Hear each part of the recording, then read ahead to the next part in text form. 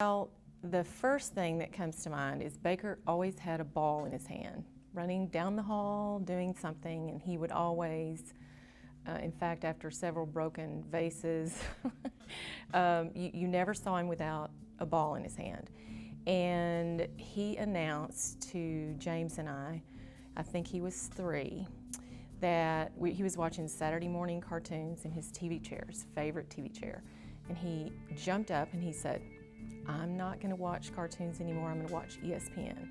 On August 30th, just 7 weeks after arriving on campus, Baker Mayfield became the first true freshman walk-on quarterback in history to start a season opener at a BCS conference school.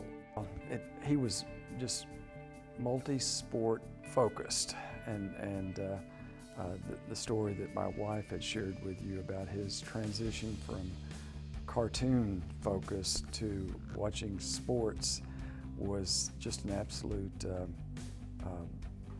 discipline with him, and he's still this way. He became a sports trivia source. Anything, jersey numbers, players, baseball, NBA, college, NFL, just a huge source of trivia information. Mayfield hails from Lake Travis High School in Austin, Texas, where he led the Cavaliers to a state title his junior year.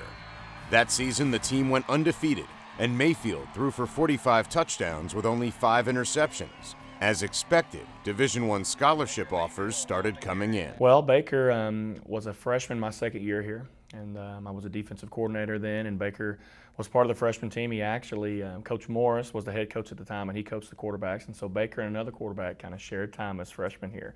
Baker was very small.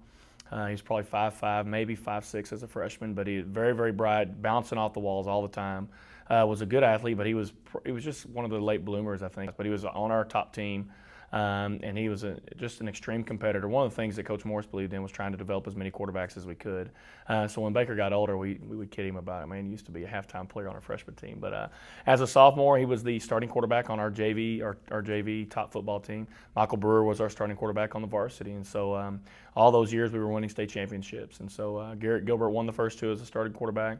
Michael won, I guess it would have been 09 and 010 football seasons as a starter, while Baker was on the freshman and JV.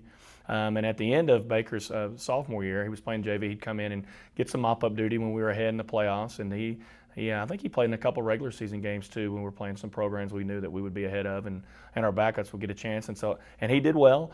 He was in there a lot of times with some backup offensive lines, and I can remember thinking, all right, this is our next guy, and I'd love to see him with our better offensive lines, but this is it. We were really excited about Baker coming to walk on. We knew he was a scholarship-worthy kid. He had some offers early in the process, and for whatever reason they fell through. But anytime you can get a kid that type of caliber, a player, to come walk on, and it was a difficult situation because we didn't want Baker to think that, we're viewing you just as a walk on. We know what we're getting in you, scholarship numbers wise. We just don't have a spot, and so we were fired up the day he came. We put on a big presentation for him, rolled out the red carpet for him. He meant that much to us, and fortunately for us, he chose to walk on, and he's kind of writing his own story now.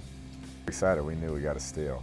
We had recruited him at other schools, a couple of the coaches here, and were shocked really that he didn't have a scholarship. And so we talked to him, told him our situation and our vision for him, and luckily he showed up and fell into our lap.